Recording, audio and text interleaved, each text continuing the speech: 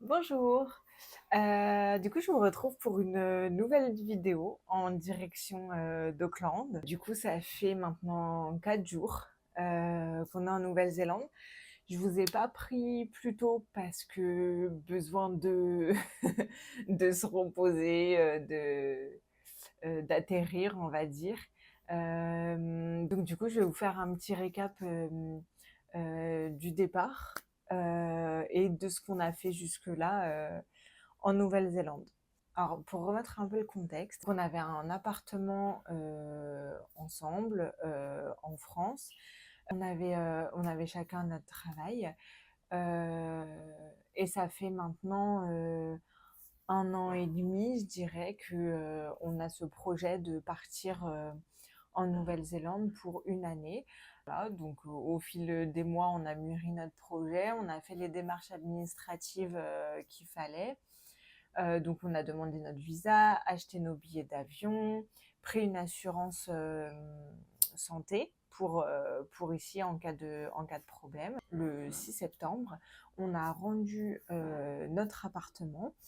Donc avant, on avait tout vidé, on avait vendu tous nos meubles, toutes nos affaires, une bonne partie de nos vêtements. Il y a quelques cartons qu'on a laissés chez ma mère avant de partir.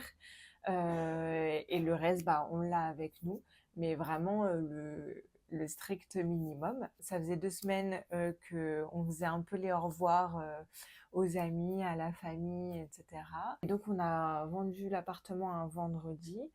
Et ensuite, du vendredi soir au dimanche, on a passé le week-end sur Annecy avec ma famille. On avait loué un Airbnb tous ensemble pour voilà, histoire de se faire un week-end tous ensemble avant qu'on parte. Franchement, très cool comme week-end. Le Airbnb était très sympa. Il y avait une piscine. On a eu du beau temps le samedi. Franchement, il faisait très beau, chaud. On a pu bien profiter de la piscine. On s'est baladé dans Annecy aussi. Voilà, franchement, très bien.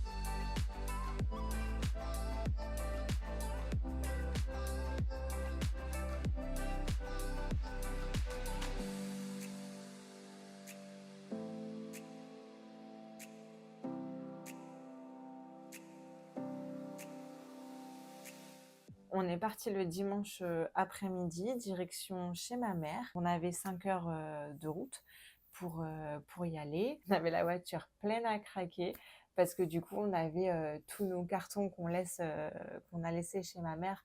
On les avait à Annecy avec nous. Donc ensuite, le dimanche soir, on est arrivé chez ma mère et on est resté jusqu'au mercredi matin. Lundi, mardi, moi j'ai beaucoup travaillé pour m'avancer un maximum. Et ensuite, mercredi matin, ma mère nous a emmenés à la gare et on a pris le train donc de chez elle jusqu'à Paris. On avait à peu près 2 heures de train. Ensuite à Paris, on a dû prendre le métro et ensuite le RER pour aller jusqu'à l'aéroport. Donc à Charles de Gaulle. Et ensuite, on avait donc un premier vol de 6 heures de Paris à Doha au Qatar. On a eu une escale de 2 heures. Et ensuite, on avait un vol de 16 heures de Doha à Auckland.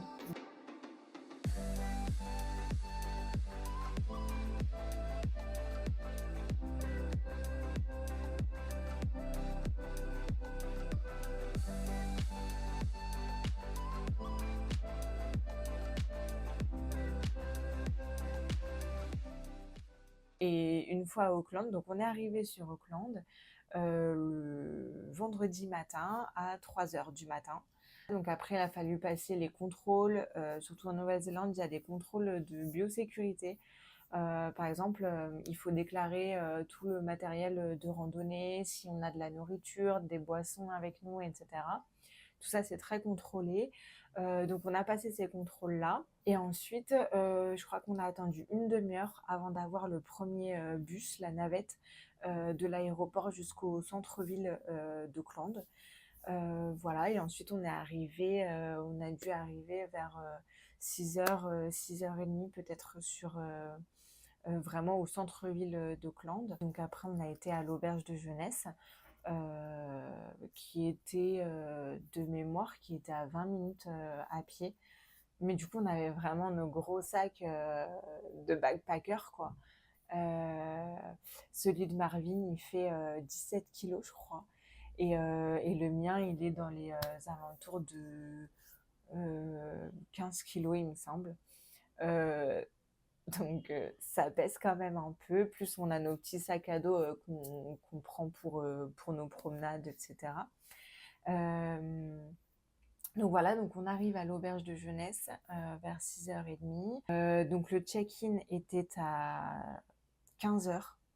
Donc on a dû attendre 15 heures. C'était très long parce que, en fait, du moment où on est parti de chez ma mère le mercredi matin jusqu'au vendredi où on est vraiment arrivé à l'auberge de jeunesse, on a peut-être 30 heures de trajet au total. Il y a déjà 22 heures juste de vol. Et au total, ça faisait 30 heures. Donc, on est arrivé, on était vraiment très fatigués. En plus, il y a le décalage horaire, il y a 10 heures en plus en Nouvelle-Zélande. Donc, il faut aussi s'adapter au changement d'horaire. Donc, c'était un vrai périple. Et quand tu arrives à 7 heures à l'auberge de jeunesse et que le check-in il est à 15 heures, c'est très long parce qu'on n'a qu'une envie, c'est d'aller dormir en fait. Mais on peut pas vu qu'on n'a pas encore la chambre. Donc on a pu poser nos gros sacs, nos gros backpacks à l'auberge de jeunesse. Et du coup après on a commencé à aller visiter la ville, histoire d'attendre 15 heures. On s'est promené dans Auckland. On est tombé sur des petits parcs sympas, notamment le Albert Park, il me semble que c'est. On était aussi sur un mémorial.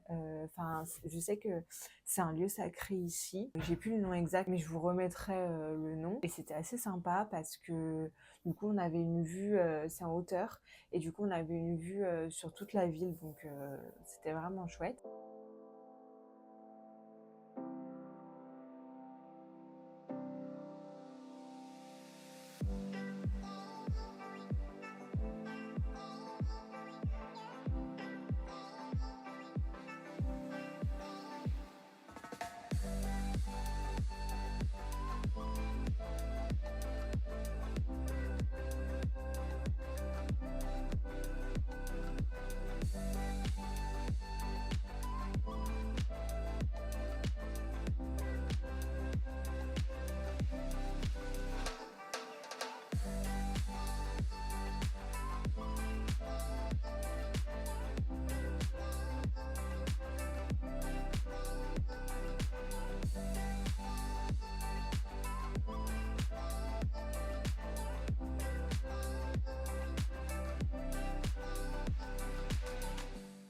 Et on est retourné à l'auberge de jeunesse vers 14 heures, il me semble. Et ensuite, on a attendu à l'auberge de jeunesse jusqu'à 15 heures pour pouvoir faire le check-in. Et qu'on a eu la chambre, on a dormi. Voilà. On n'a pas mis 36 000 ans. On a dormi. Ensuite, le lendemain, donc le samedi, on n'a rien fait. Franchement, on est juste sorti pour manger. Mais sinon, on a dormi tout l'après-midi. Ensuite, dimanche, on a fait le mont Eden, qui est assez connu à Auckland. En fait, c'est un ancien cratère. C'est en hauteur, donc pareil, on a une vue à 360 degrés sur tout Auckland. Donc pareil, c'est assez sympa.